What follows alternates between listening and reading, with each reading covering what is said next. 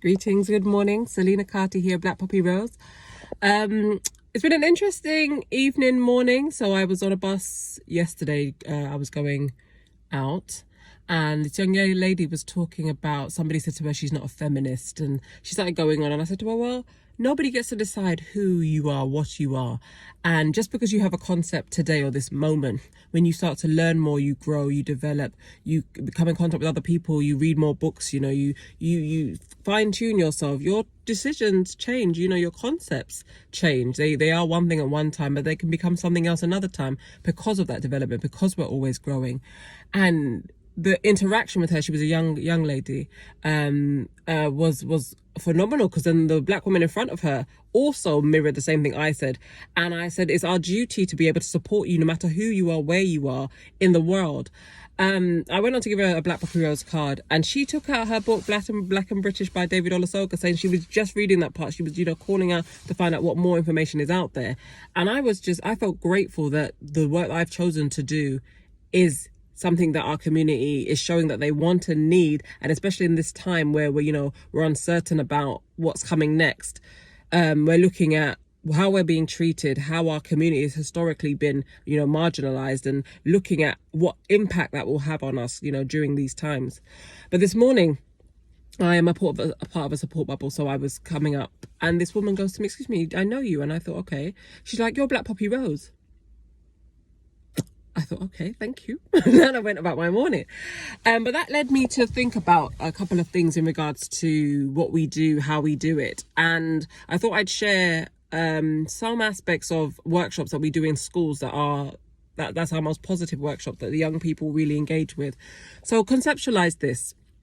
So when we think about remembrance and we think about our ancestors, in what context do we think about them? Do we think about the family? Do we think about, these terms black, this term African, this term BAME, and all of these terms that continuously change, like every 25 to 30 years, on how to describe a community of people who look like me or may not look like me, maybe, darker complexion or lighter complexion, but have ancestries connected to mine in regards to being African, or from the continent of Africa, or from people who were part of the transatlantic slave trade.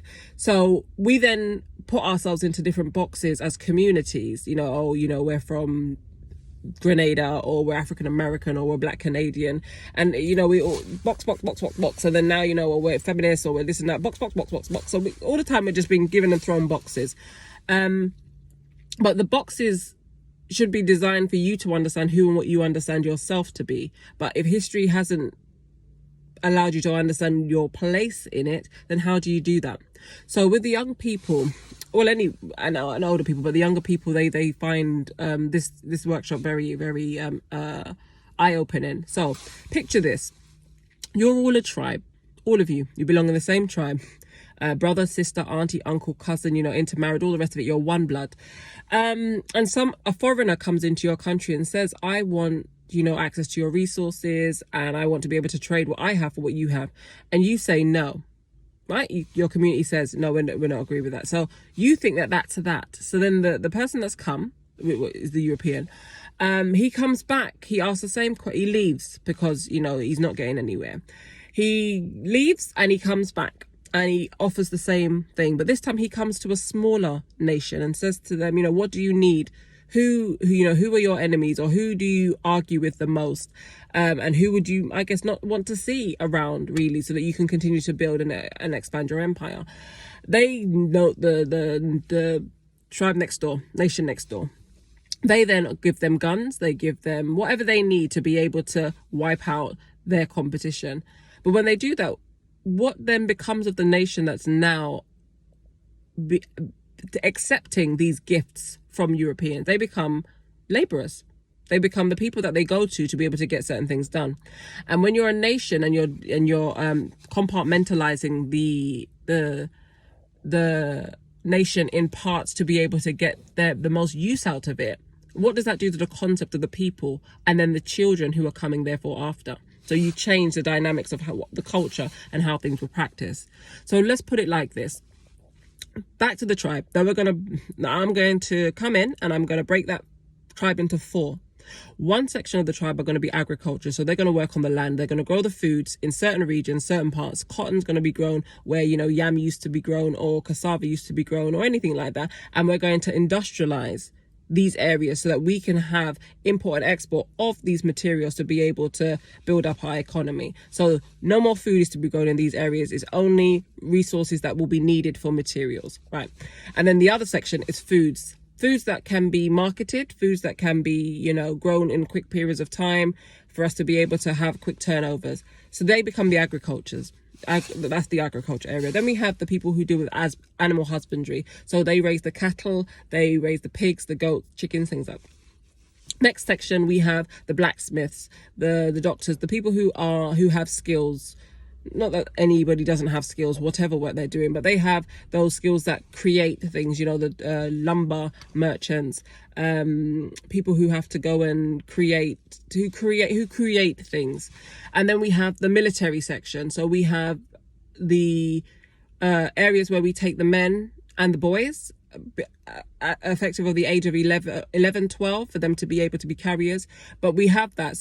Those are the sections that we have in the community. And then you, who are the leaders, you then be the leaders. You are the political party. We then come and bring education for your children. We allow you to travel to our country. We allow you to have a handsome salary, live in magnificent houses, and you oversee the rest of the people. And I give you autonomy to do what I've asked you to do in the way that you understand it, so we get the job done. After 50 years, who remembers anything of their past unless your grandparents or great-grandparents are still alive to tell you?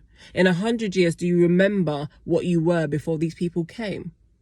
So when it comes down to war and when it comes down to the world wars, when we look at the involvement of Africa as a continent, if over 200 years it's been systematically put in place that these infrastructures are continuously built. We've brought in schools so your children can now be educated. So your education is now null and void. So as a result of that, we now give you our concept of education. We also bring you our religions. And again, this is not religion on a spiritual basis. This is religion on a practical basis, to be able to have one mind, one understanding, one connection. Then your children grow with that. They become something new, because every generation become something new, because that's the designation for the future. They're not supposed to be the same as the past. They're not supposed to be the same as the present. They're supposed to be evolving to fill in the gaps and create new opportunities for the future coming. So once you've changed that, whose future are you developing? Are you developing yours, or are you developing somebody else's? Because again, the infrastructure is not your own. Who trained your army? The foreign people coming in. Who educates your people? The foreign people coming in. Who develops your laws and political ideologies? The foreign people coming in. And again, once that's been started, in 100 years, do you remember who came to give you the infrastructure in the first place? Do you remember why you speak English, French, German, Spanish, Italian, Portuguese, or Dutch? Do you remember the atrocities that were made as a result of this takeover in the continent, over the West Indies, over the Americas, over the Oceanias, over the Pacific Islands? Do we remember that narrative? So when we're celebrating and we're remembering, and we're saying, there's only one way to do something, we have to be conscious of the fact that there are so many factors in history. There's so many factors in why things are the way that they are. And systematically, the world was designed for European survival. So when we're looking at it and we're really, trying to get the concepts around why we're still having to create black and ethnic minority groups, while we're still crying out for humanity, while we're still crying out for equal treatment, while we're still crying out for, please include us, please add us to your narratives, when that's something that's not been looked at, because in actual fact, it doesn't have to be done. Because the idea of the expansion of the empires was for survival. And if you weren't strong enough to be able to fight against it, then you were absorbed into it. And when you're absorbed into anything, you lose every sense of your identity, or what you are, what you stand for, and what you essentially believe in, because the wider, greater narrative that you're now a part of becomes your rhetoric, becomes your everyday narrative. So when our men and women were serving for their kings and queens during these time periods, that's exactly what they were doing. But we are looking at the historical imbalances in that narrative, and why we are now still fighting the same fight that they were fighting over 100, 200, 300 years ago today in this environment. Yes. So if you'd like to know more about what we do, join us, BlackPoppyRose.org. We've got a couple of events coming up on the 8th and the 10th of November. We have more coming in November, but these are the two that we're promoting right now. Join us, BlackPoppyRose.org. We will remember.